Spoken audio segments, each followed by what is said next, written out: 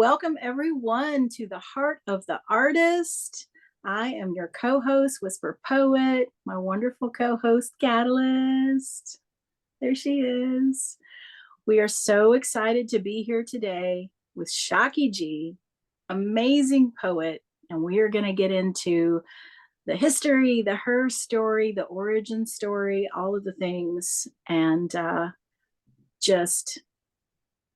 I just can't even tell you the effect Shockie's words have on me. Can't wait to get into that. But before we do, we have a couple of housekeeping things, as always. So we have a line of the week. This is coming from poet Emily Cordes, and she is actually going to be our guest next week. This is from her book, Queen of Swords. And this poem is called Seabird.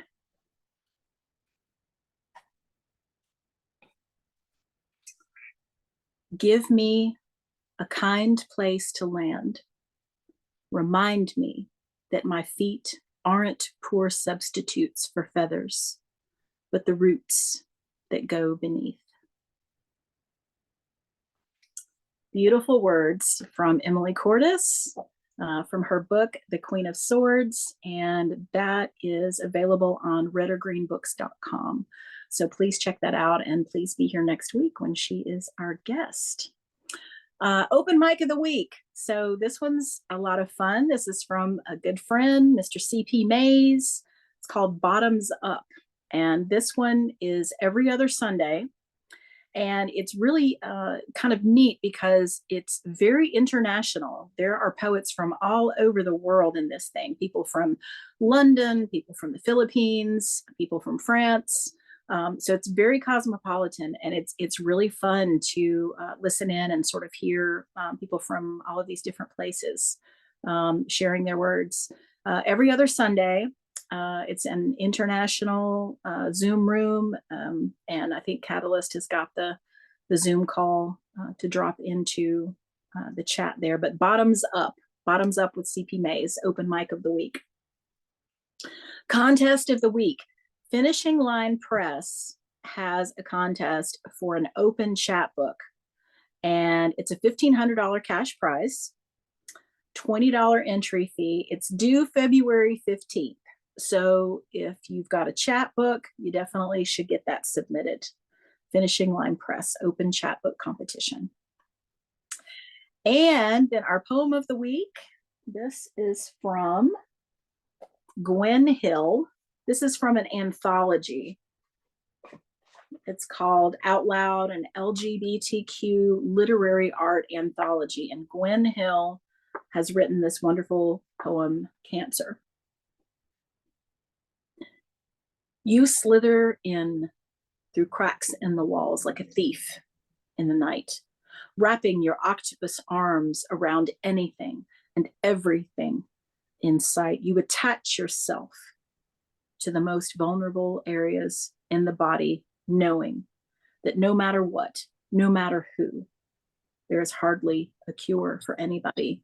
You sit there with your greedful hunger, sucking the life out of the organ, immune to any and all poisons, even Captain Morgan. You choose when and where your next attack will be, hoping that the scans and ultrasounds won't be able to see until it is too late to cut you out of your freshly made home, keeping your hold so tight and secure under a dome. Then you feed. You feed on the tender morsels, the bones and the blood. But what is worse than that? You feed on the pain, anger, and helplessness of the good.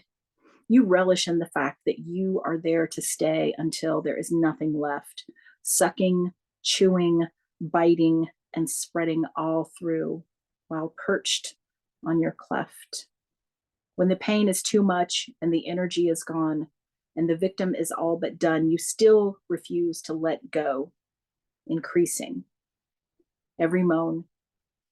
You take everything you can and then some, all because you can, then laugh at the once strong vessel of the beautiful woman. You try to take the mind, the spirit, and all of the beauty within.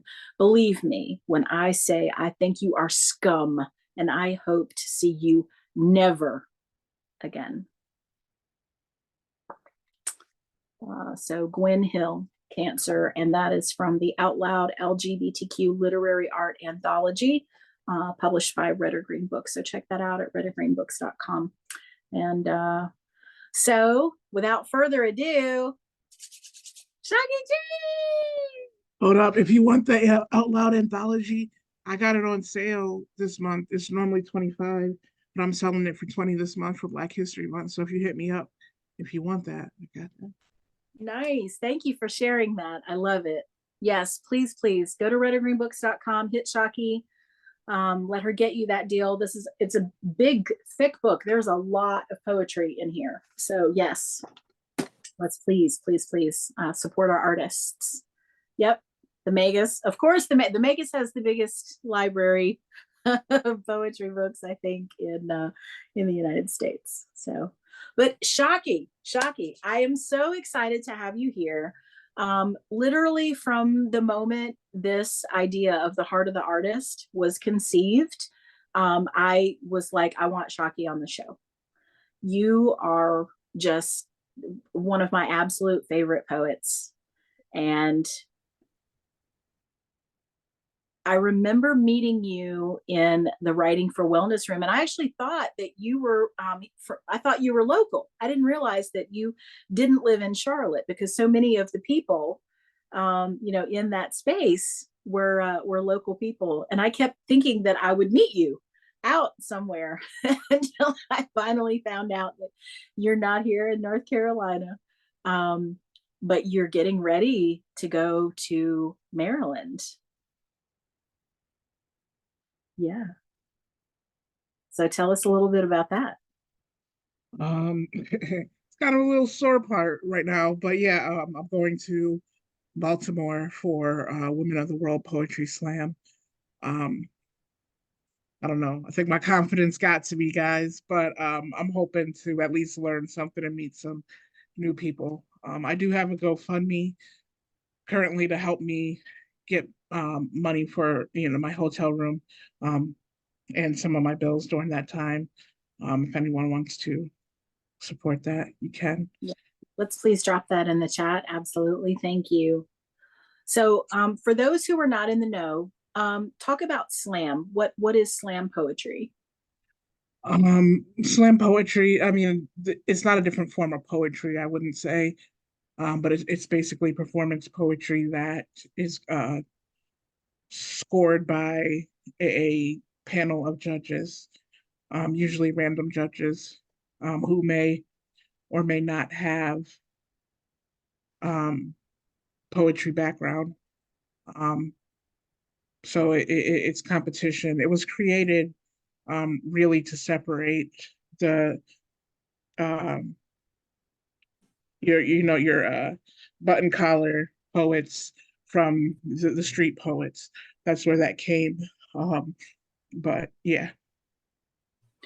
Would it be incorrect to draw a parallel kind of between the sort of the grassroots rise of, like, hip hop sort of rose up out of the grassroots, to separate itself, and slam poetry kind of did the same thing.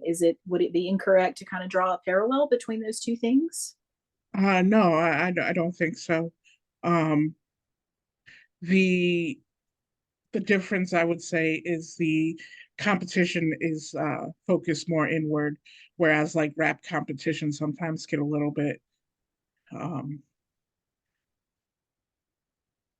argumentative, right? You're how you are against your opponents. It's not really like that with the poetry. You're just letting the poetry speak for itself. Yeah.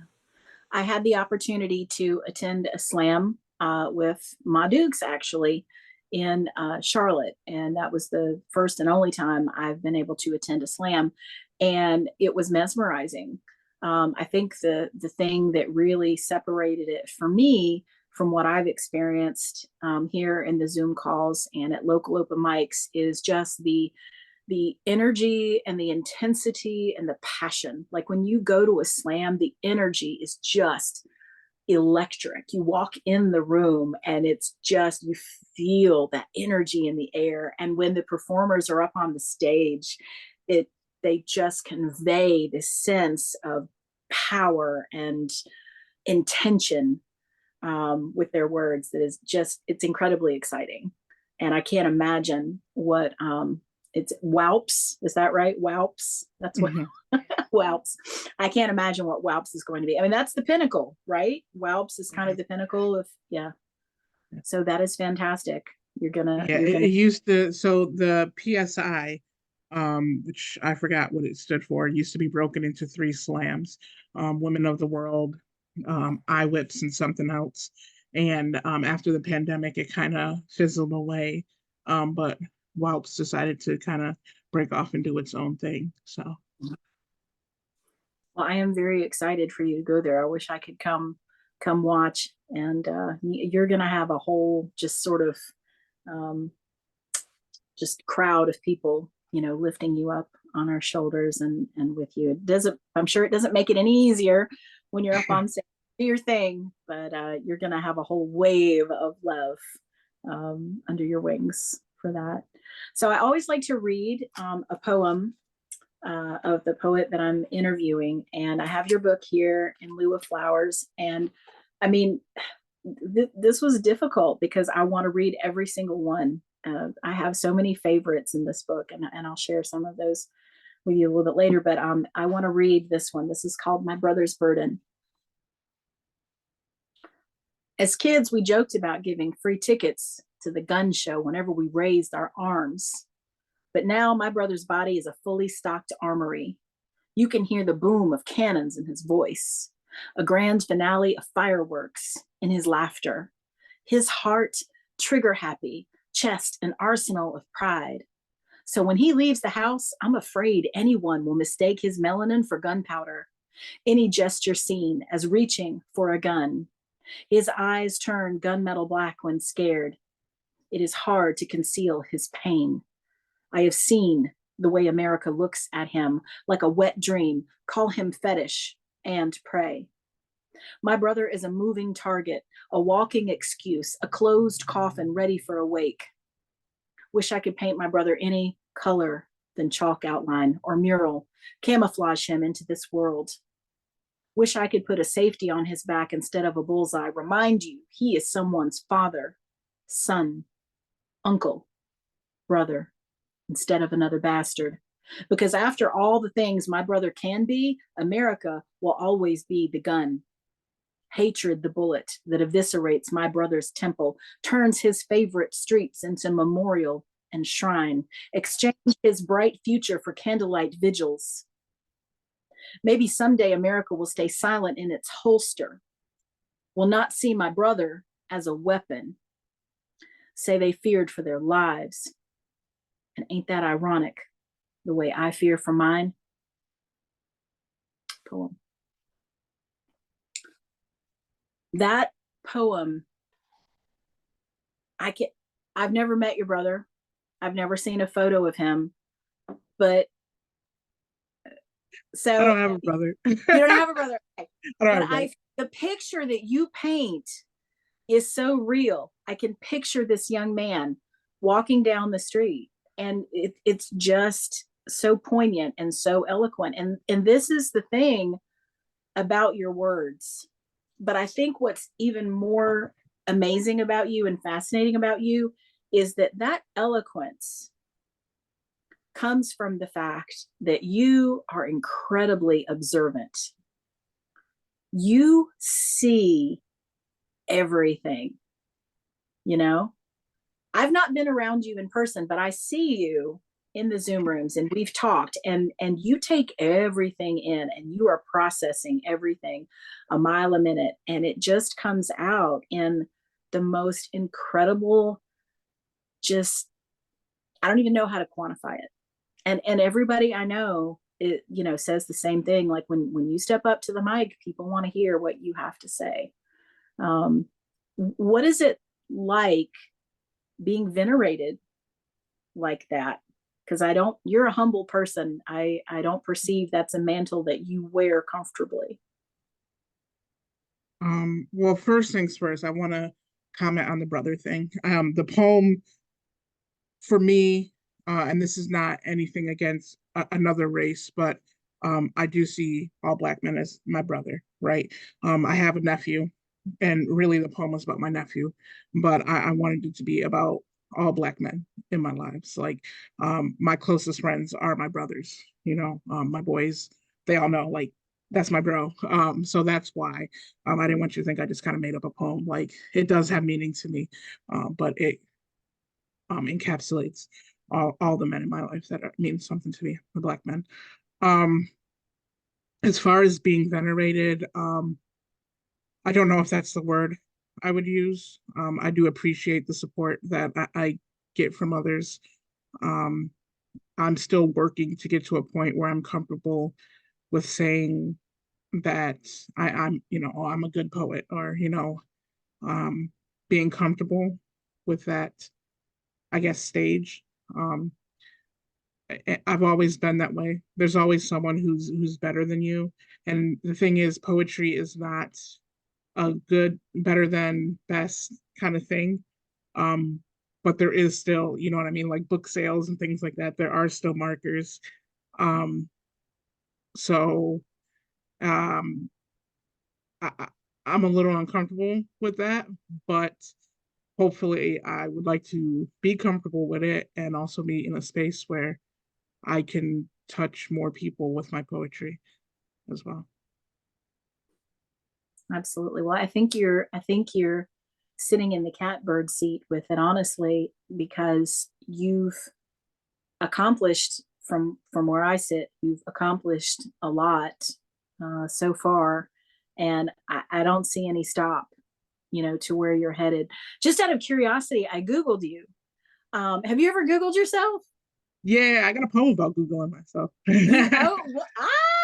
gonna have to hear that. So the Humpty Dance guy, I didn't realize his name was Shockie. Shock G, and it there was like the little question like how did Humpty Dance guy die or something, and I'm like, why does that have to do with Shocky? And then I went farther down and I realized, okay, so what I'm waiting for is the day when you've got Shocky G, Shocky G, Shocky G, Shocky G, and then after a series of entries, we get to Shock G. Yeah, But yeah, you gotta hit the did you mean Shockie G or Shock G? And then it'll give you my website and stuff. yes. Yeah. So do you want to read your Googling poem? Let's see if I can find it. It was about the fact that so I it came up because our friend Coach Ja, was like, you can tell the type of poet I am, just Google me. And so I Googled myself and that had happened. And I was like, man, that sucks. I love it. Poem about it. That's fantastic. Maybe I deleted it? No, never, never, never delete your poems. Oh, yeah, so it's a short one. Um, do you know how humbling a Google search can be? Knowing I am lost somewhere on page 4 after Shock G of Digital Underground and G Shock watches, no one ever looks past page 2. I wonder if maybe my name is not as original as I once thought, or if I can write my way to page 1. So I write and I write and I write. And isn't insanity just doing the same thing over and over and hoping for a different result? See, you have this way of taking something really mundane and turning it in this philosophical twist, asking these deep questions that you could just, sit and meditate on, you know. You have a brilliant ability to do that. To me, that's one of your many talents. What do you see as your strengths as a poet? Um, I don't know. I think that I have a way with creating images and turning certain metaphors on their head. Um, is something that I try to do. I don't know if it's a strength, but that's what I try to do. Sheesh. But yeah, I would say that. I'm always Well, working to get better, so whatever it is. I agree with you. I remember being in an open mic, and I don't know if Nemo will remember this or not, but I remember being in an open mic maybe within the last year. And I'm sure, well, it was probably writing for wellness, realistically, that maybe that's where all of us would have been together. But um, whatever it was that you shared, and it was amazing. I remember hearing it and just being like, wow, that's incredible. And Nemo made the comment that that's the line of the year, which is, high praise coming from Nemo. But I wasn't surprised at all to hear him say that, because you have just an incredible turn of phrase. And you actually have a really wide range. Anyone who doesn't have Shockie's book In Lieu of Flowers, you need to get it. There's just some incredible work in there. And yep, there you go. Yay. Snaps for my people. Um, just the range that you have and the topics that you cover. Yeah, I love it. We're in the Shocky swag. We're in the Shocky swag. I love it. Well done, Nemo. Well done. You actually have in section 3 of your book some very beautiful sensual poems.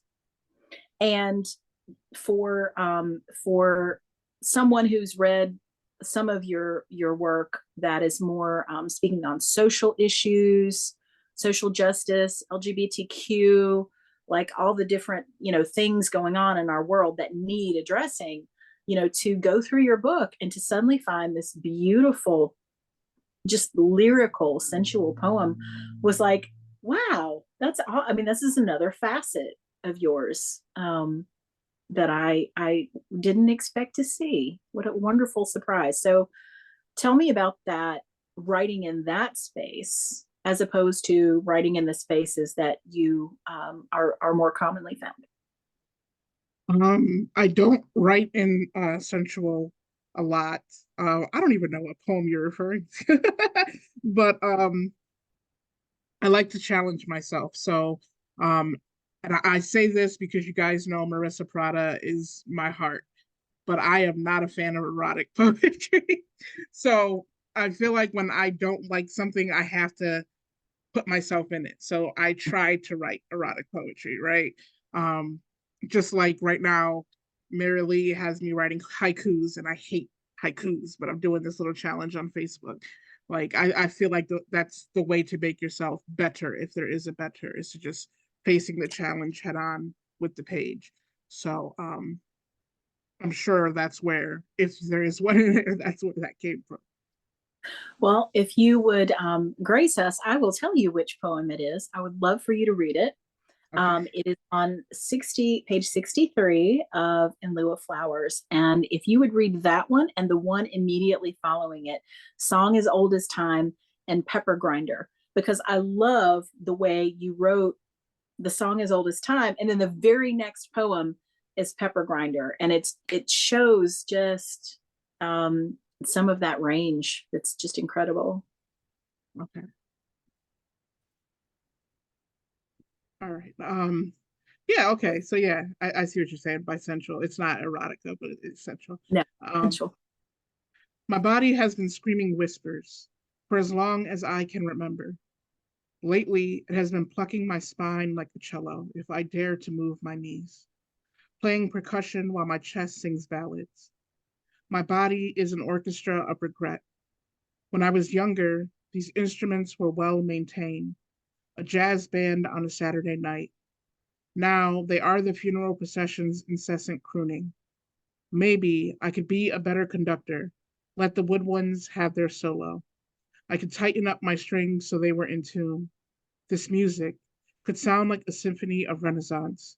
Maybe we could dance in the moonlight, a slow waltz to the beat of time.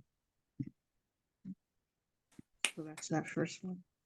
And yeah, so that's just about getting old. Like my body not doing what I, yeah, I needed it to do.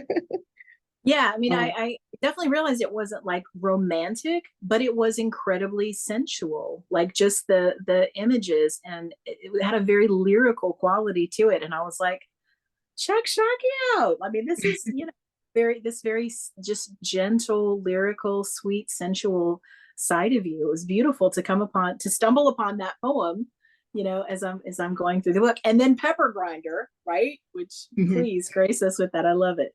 okay.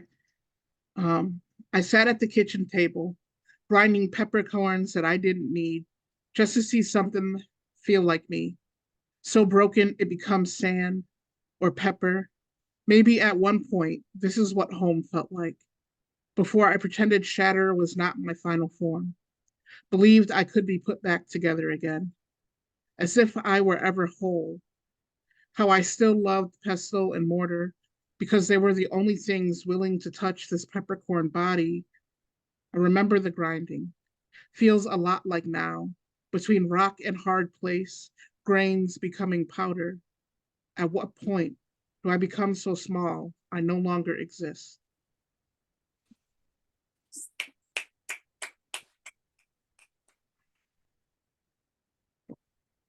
Those were both written around the same time.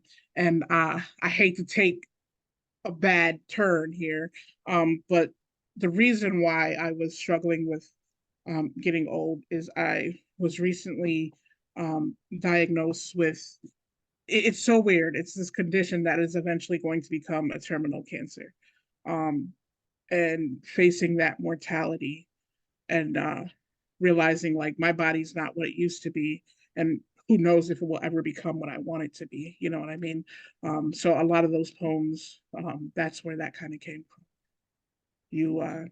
You forget that health, how big health is, especially when you're going from being youth to not even old. I'm not old, you know what I mean? But like when your body starts to make changes, then you're like, wow, there's a difference. Yeah. Well, thank you. I mean, thank you for sharing, where that came from. I know that's a hard place to be. I'm a survivor of cancer myself, and so I understand um, the walk of disease, um, and it does some crazy things to us, to our bodies, to our families, to our friends. Um, it's a thing.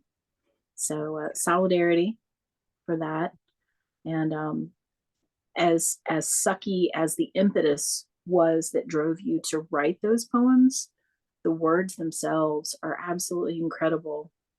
Um, Talk to me about that.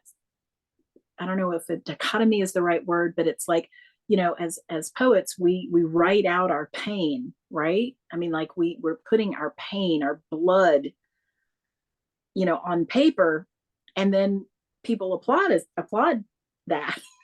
We're getting praise for it, and obviously it's an empathetic praise, but talk to me about that. Um, I don't think so much that they're applauding the bad in it.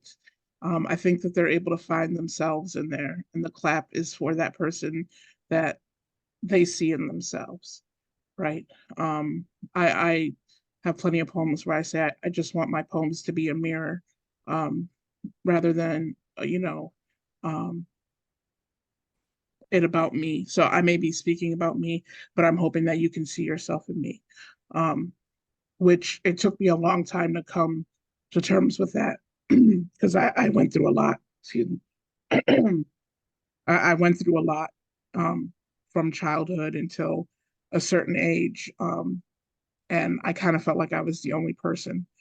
Um, and being able to realize that you are not alone in your experiences, no matter how crazy they can be, um, helped me a lot. Um, with my mental health and getting through that. So I hope that someone else seeing the story and being able to see themselves in it, that they're able to get that message as well. Absolutely. And I love your attitude that you were talking about earlier, about this is how you get better, is to put yourself in the places that make you uncomfortable, to put yourself in the spaces of things that are not your best gift or your easiest fit. you have to make yourself a little uncomfortable in order to stretch and grow. And I love that you recognize that and that you actively do that, because it's a hard thing to do, to put yourself somewhere where you don't feel comfortable, where you question, will I be able to do this, or will I be able to produce something of quality, in this space that doesn't really quite feel like it's my natural fit. So I love that you do that. I think that I think we're all in uncomfortable spaces. We like to think that we're in safe spaces. And I think it's how you interpret and move through that uncomfortable space, because you can be uncomfortable and not grow when you become complacent. But if you use it to learn from it, I'm not a religious person, but I am spiritual. I do believe in God. Um, and people say that most of these things are lessons, right? So if you look at your challenges as lessons, even if you don't become better at a certain thing, you're becoming a better person. Or, some people look at it as coming to a more spiritual realm, or however you want to look at it. But that's what those challenges are for. And you could either face them head on or not. And I choose to face them head on. I love that. I love that. Would you say that your social community is primarily the poet community? Primarily, yeah. I mean, I did switch all of my social media over to my artist pages, except on Facebook. Um, but surprisingly, people don't like me. I'll say that. Like I don't speak to my family, um, more so they don't speak to me. So like I have them on my social media, but we don't really communicate. So it's really just the friends that I have, and then the people I met through the community, poetry community. Um, and there's a few people he dropped off, but like Nemo, um, it's just the most amazing supporter to have.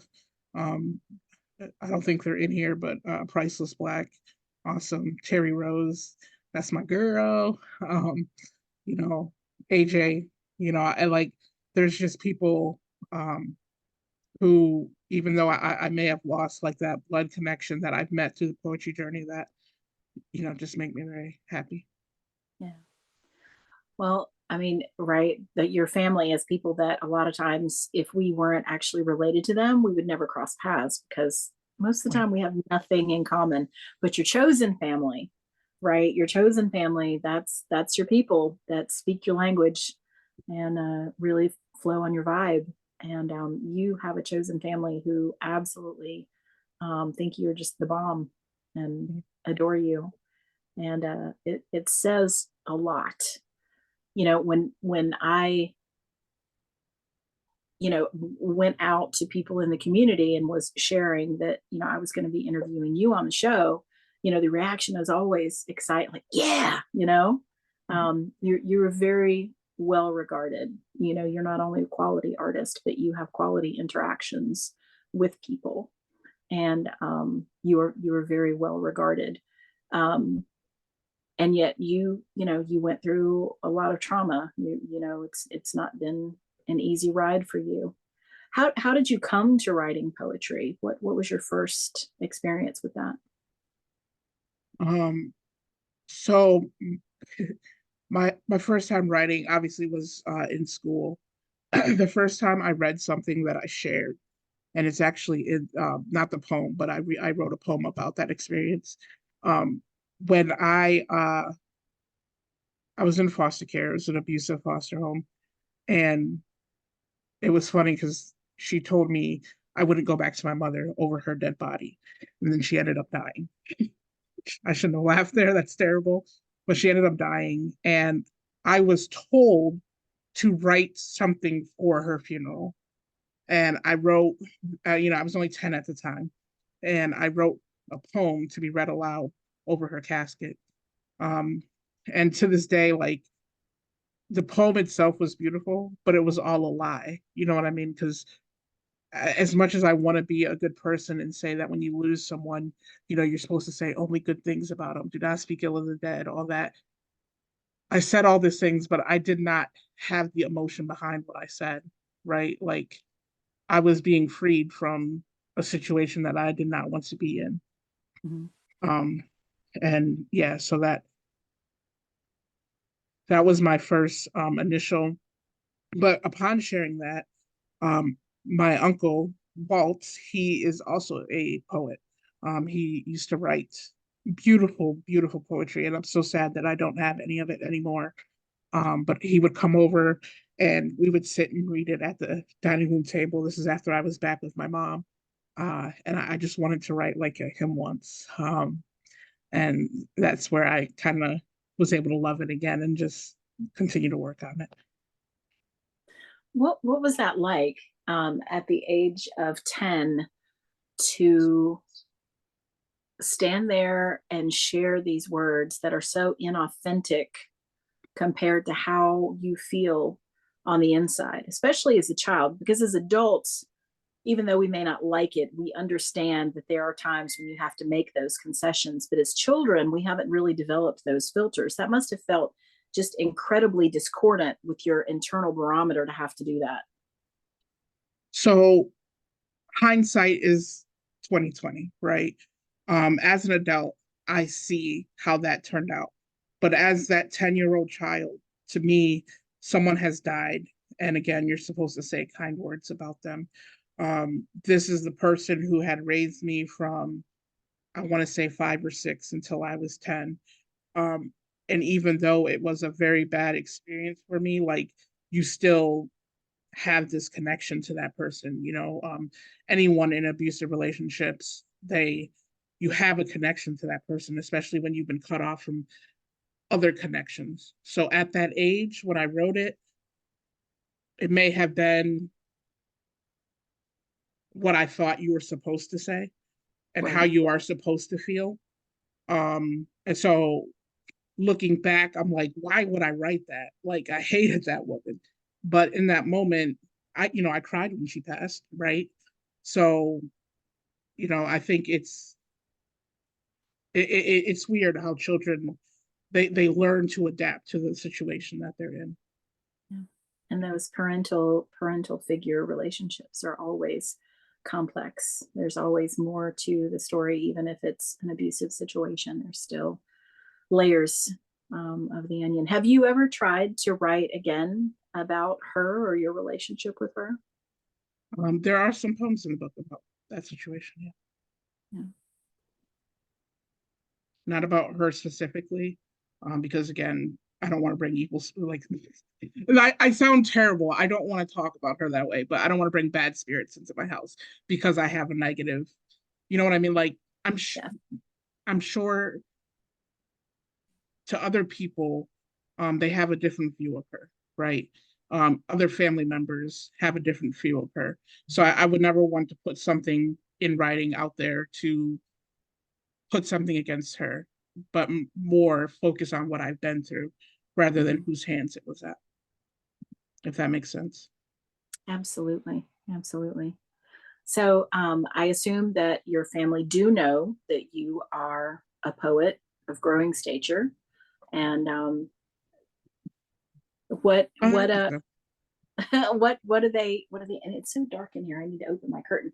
What do they think about your journey? Like, do they know that you're going to the WALPs? And are they tuned in to any of that, or is this like chosen family knows what's up? Chosen family knows what's up. I Yeah. haven't.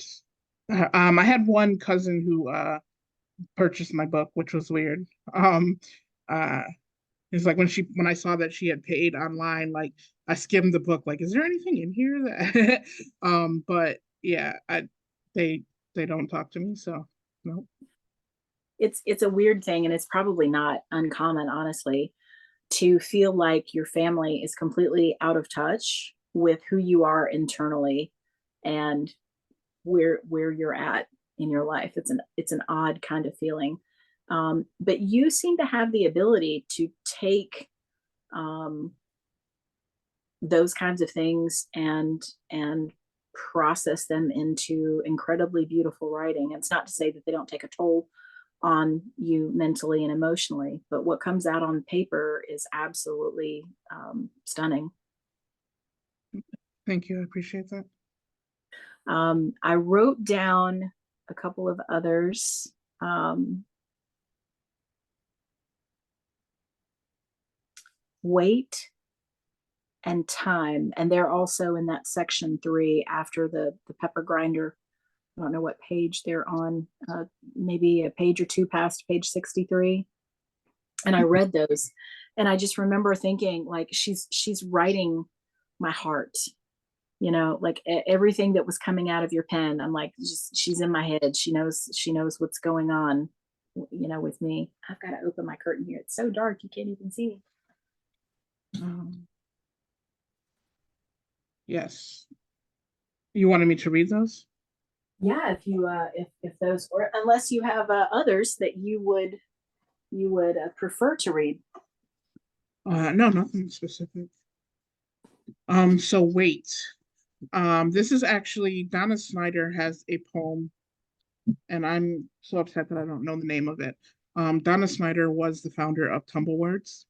I believe she was out of New Mexico or El Paso, one of the two places. Um, and she ended up passing last year. Well, last year, of cervical cancer.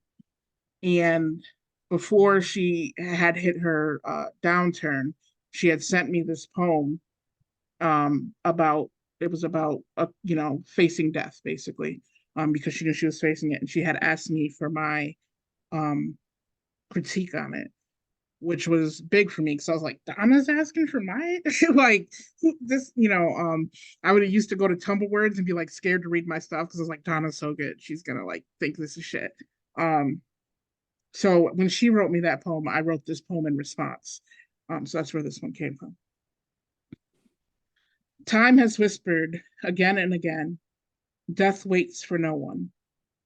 She doesn't care about your next paycheck, when you plan to get a car, how much PTO you have left in your bank. Death says, I am not on your schedule. You will not find me penciled in at your earliest convenience. You have no authority here. She makes her presence known when you least expect it, taking the best parts of you until finally settles on you. You, its last target, but only if you are the main character in the story, as if everything does not continue on when you die, and it will continue on, which is not to say they will not remember you, will not grieve your absence, will not continue to nurture the seeds you've sown, pretending that whatever blossoms is just as beautiful as you are. I'm convinced that time and death are secret lovers, dancing a waltz through the cosmos, drunk on their own love, giving each other gifts each time they must part. Our loved ones, bouquet plucked from their favorite garden. Death says, see how much everyone loves this flower? It must be special. I have to have one for myself. Time simply obliges.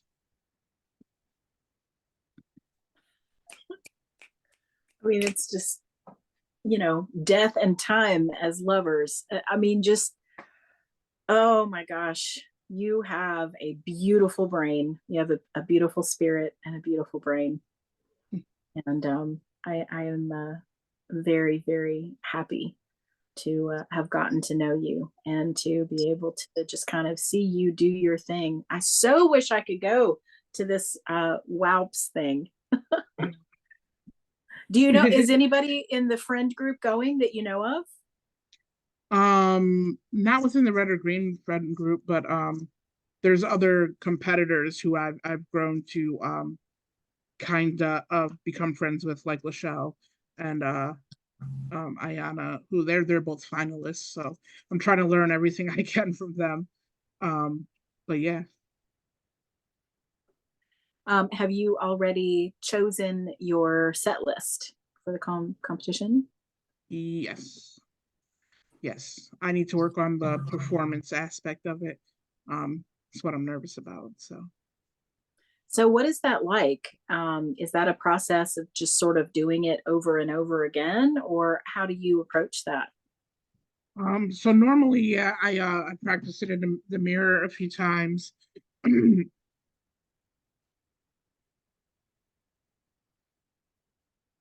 I practice in the mirror a few times.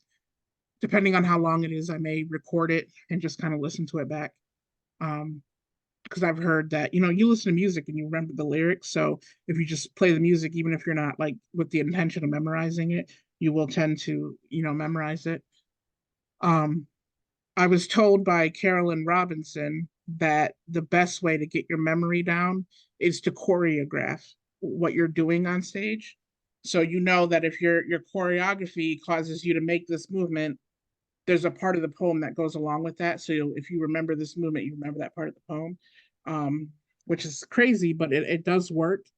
Mm-hmm. Um, so I'm trying to, that's what the point that I'm at now, trying to choreograph it, um, and be bigger. I'm big, but to be bigger on stage, and because I normally I read, my hands get in my pockets and I'm just like, so, but I want to be Buddy Wakefield out there trying to do a poem. But I think you make a really good point about the kinetic energy and getting the kinetic movement paired with your own memory of the words. That makes great sense. I actually heard something at a workshop this past weekend, and I don't know if you've seen the binaural beats on YouTube, like Mhm. this, binaural beats for sleeping and different things. But this gal said that she would play the binaural beats and she would recite her poem when she was doing something mundane like washing the dishes or vacuuming, and having the binaural thing going on, and then also pairing the movement, and that somehow that sort of flow, just almost, it sounded like she was getting into like a flow state, and that helped too. So maybe get you some binaural beats. There we go. My You music's have all played out, so I need something to a listen.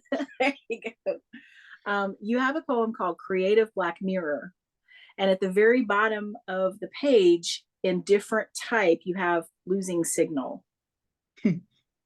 And I love that because you did something visual to kind of break it up. I mean, you could have just put, losing signal in the same font, but you did something completely creative with that. What gave you and what gives you the impetus to do these kind of creative things that you're doing in your book? So I will not take credit for that. I sent the poem with it just regularly in there, and Marissa was the one who was like, I think you need to. She didn't tell me what to do, but she was like, I think you need to do something with this, like make it stand out. And I was like, all right, and that's what I ended up doing. Well, it was a brilliant piece of advice, because definitely it's a great poem, and definitely that last line, really, really jumps out at you. I just feel like I felt, um, going through your book, that there's like a Shockie poem for every mood, right? There's a, like, you could be one of those page a day calendars, right? Like a Shockieism Let me of the day. write that down real quick for my merch Yeah, site. No, I'm just call kidding. it call it shock talk, the shock talk page a day calendar. um I just, I just enjoyed reading it just so much, and was so engaged, and you just have such a vivid quality to what you write. um and I mean, we all use metaphor, we all play with that, but somehow you have this little, you know magic magic powder in your pen that just makes things really stand out in a way that just, it sticks with you, it resonates with you. I mean, I read your poem, oh, Sobriquet. Mhm. What was the name of that one that I read? I'm sorry, I can't quite Um, call it. Soul Food Sobriquet. yes. Soul Food Sobriquet. And I burst into tears after I read it. It resonated with me, so much. And I really feel like your work does that for people. It really sits with them, it sticks with them, and it resonates. Um, how does that make you feel to know that you are affecting people? That your words that you're putting out there have this impact on folks. It depends on the response. um, I don't want to send people into depression. That's not my goal. But again, it's that emphatic like seeing yourself in the work. So I want people to feel how I felt when I wrote it, or what the result of me going through that situation was, so that they can feel that. And that poem specifically, um, it's just about a name, right? It's just about the fact I got one of those long ass names that I hate, which is why I go by Shockie. And just all the shit you deal with as a kid, like people spelling your name wrong or saying it wrong, or, Ron, Key and and Peele. just hating it. And a lot of people have that struggle. You know, yes, it's primarily a Black struggle, but you see uh, people of Indian descent, Native American, um, Asian, like have that issue, like because it's not always that you're the problem. It's just the person doesn't want to learn your name, right? And there's that anger that builds up over all this years of people just doing it. Like my name, it's spelled how it sounds, and I've just been called everything else, and it's crazy.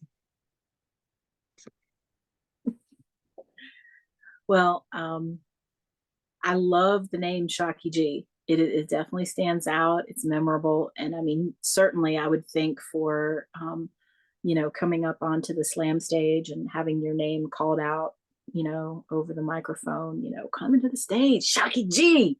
I mean, it's great, and I mean, they're your initials. It's not like you manufactured anything, Yeah. but it really resonates off the tongue. It's fun to say, Shockie. And it's messed up because in that same thing, Shockie came from when I was boxing as a kid. I wanted to be a boxer.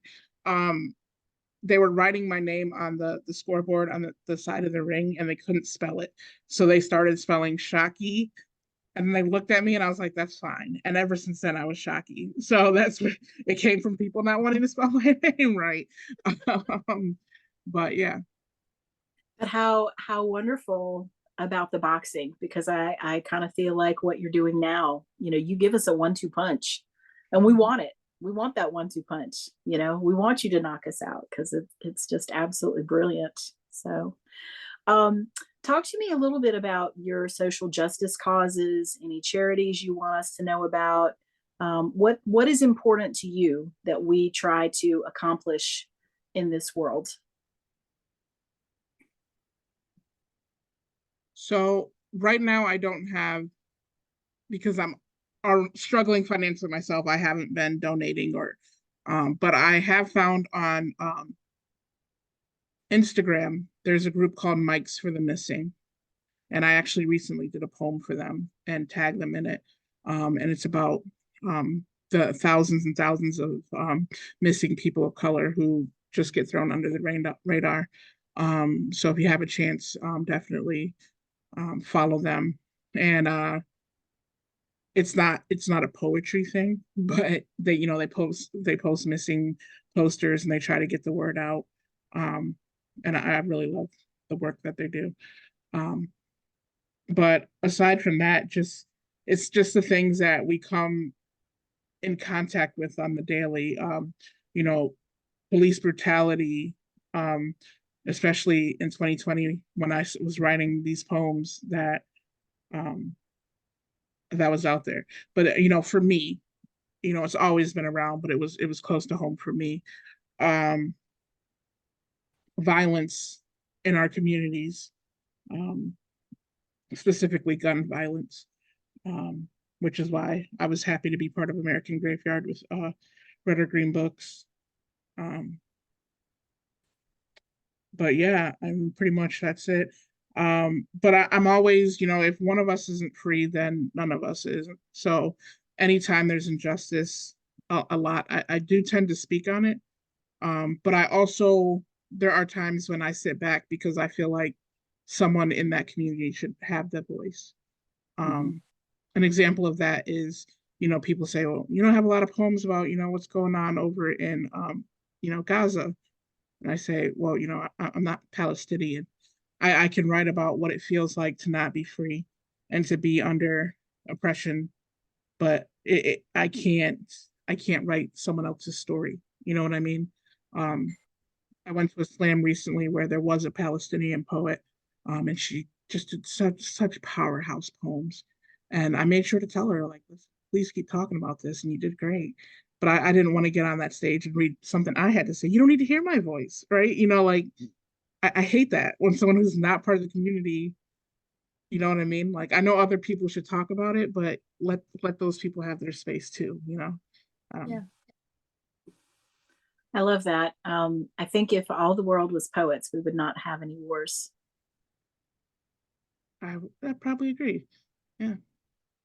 You know, we do tend to want to lift each other up and spread the love and recognize each other for our accomplishments, because ultimately we appreciate what the you know, ultimately we are consumers of what we produce, right? We Mhm. love to hear, you know, to hear great words. It's inspiring, and it inspires us to go back and um, do more. I mean, I know myself that I have written um, a couple of things that were inspired by you. In fact, I think I have one called Walk Barefoot. And I am pretty sure that that came out of something that you were sharing in a writing for wellness one time. You had a turn of phrase that was something about feet or bloody feet or broken glass under feet or walking something. And I don't remember what it was, but I just remember this. I had this thing in my head, ooh, walk barefoot. And then I wrote this whole poem about it. So it's like you're sitting there sharing, and I'm just like getting inspired listening to you. And then my pen starts going, which I often think, God, I'm being incredibly rude. But it's like when that muse strikes, you go with it, Right. right? Or It's else like you you spit. lose it. Yeah, you Yeah, gotta write it don't down. lose the muse. We don't want to lose the muse. Um, but yeah, I mean, I think that's incredible because not only are your words just wonderful to listen to and wonderful to read and just move us on so many different emotional levels, they're also very inspiring. And I know that you are inspiring to others as well as you are to me. So good things. Is there anything that we've not talked about that you really want to share that you want to touch on? Um, uh, not really. Want to read one more poem? I can read one more poem. I'll do some. I can do some advertising. Yeah, Priceless Black has a workshop tonight, $5 in person. Which $5. What's that? That's less than a cup of coffee these days. To get in there and work. And he, when you talk about inspiration, I love that. But he's one of the people for me that does that. Like he definitely pushes my pen. I push his. So definitely that would be if you have the chance to go to that. Um, is that an in-person open mic or is that also virtual? it's on Zoom. He does it on Zoom. On When you send the money to the Cash App, he sends you the Zoom link. So, Fantastic. do you have a request, Oh my gosh. or Like you want to pick a page number? And I just all of them. Yeah. Oh, you're gonna do the AJ thing. Pick a page, pick a number. Let's do 121. I don't have 120. What's Uh, the highest? the highest is for poems 114. 114. Okay, so let's do 111. Okay. 111 bleeds over to 110, so I'll start with that. It's called Woman, and obviously this is after. I'm gonna say her name. I always do. Is it Sojourner? Sojourner Truth? Is that it? Ain't I Sojourner a Truth. woman? Okay. For some reason, I always say Sigourney Weaver, but I mean Sojourner Truth. Okay. Lately, we've been asked to define a woman. They say it is anyone who can have babies. But ain't I a woman? Even if my masculinity sits in the handbasket that once held fertile eggs. Forgot not to count my chickens before they hatch. Now all have gone to hell in a handbasket.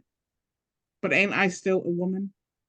I was born in my mother's image, made her deity through my poetry, not constructed from rib and dirt, but from God herself. To say my mother is anything else is blasphemy. But wasn't she woman too?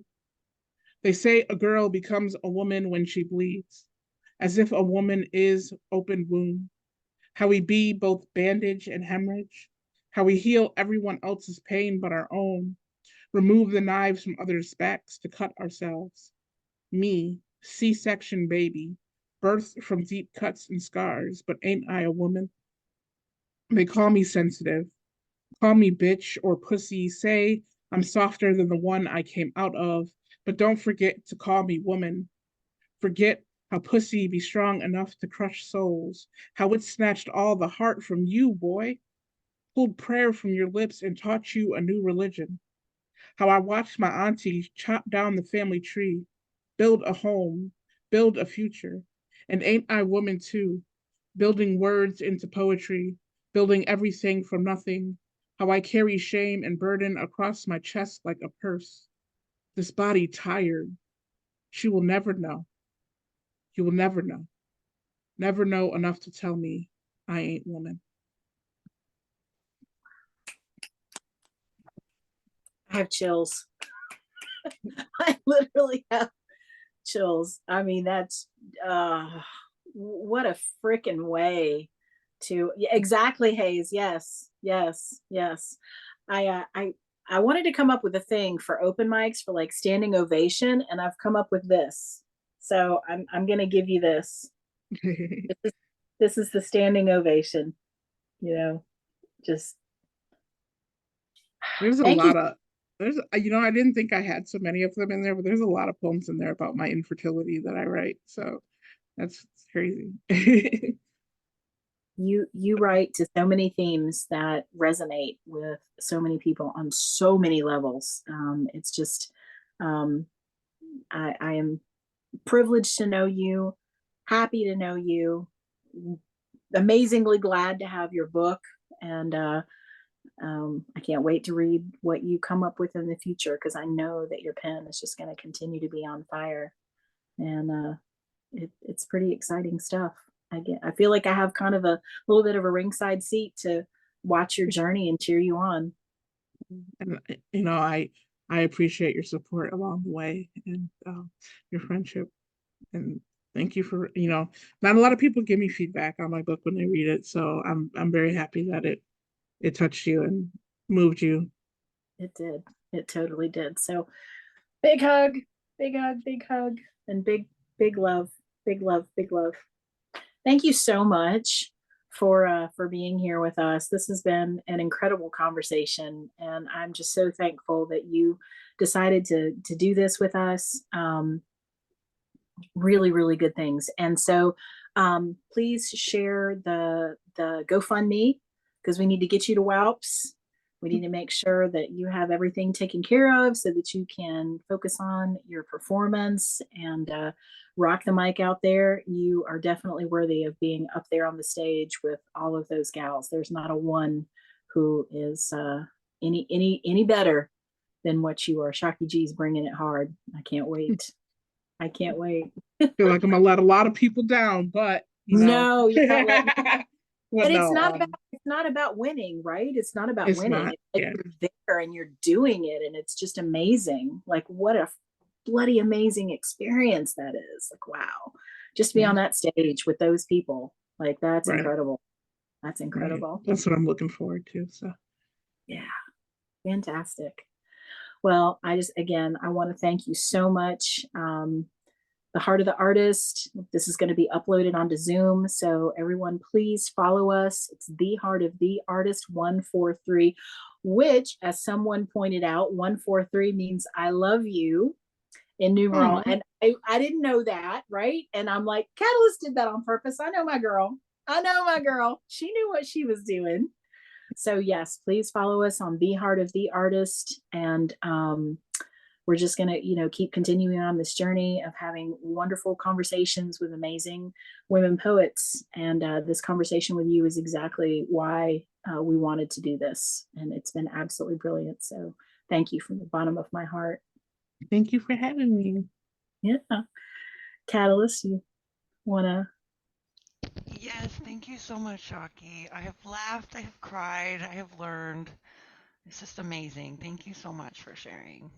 No crying. A little bit, I had there's, to. You're just, there's it's no too crying. good.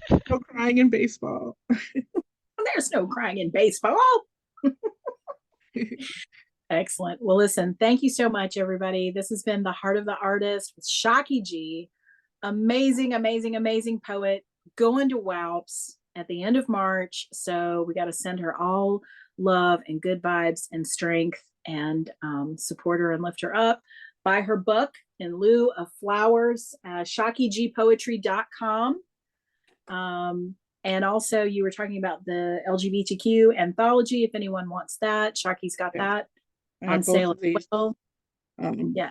that I'm selling $5 off, along as well as my book. Um, just DM me because these two are not on my website. But if you want them, DM me. And for Black History Month, I'm doing $5 off. Um, I only have limited of these, but I would prefer if you purchase something so you have something more than the GoFundMe. But if you don't want any of this, that's fine too. So, Yes. And Catalyst, thank you. Catalyst just posted how people can find you on Instagram. Shockie G, do it underscore the poet. Say what it is out loud, because we've got some people on that are going to see this on YouTube. We want them to know how to find you. yeah, Shockie G underscore the underscore poet. And shockiegpoetry.com too, right? Yes, Are those ShockieGpoetry.com. those two preferred places? Mhm. Fantastic. All Yes, and right. you can follow me on Facebook. It's just under Shockie G, but that's it's not an artist page, so I talk shit on there and I do things that are not necessarily professional on my Facebook. So I mean, it's up to you if you're one of the girlies and you want to chat. But other than that, yeah, It's your social space. You get to do what you do. yeah. Fantastic. Well, thank you again. So much love. This has been The Heart of the Artist with Shockie G. Next week, Emily Cordes. So glad to have her. It's going to be a lot of fun. So please tune in and remember to follow us on YouTube, The Heart of the Artist 143. So thank you. Bye. Much love. Bye bye.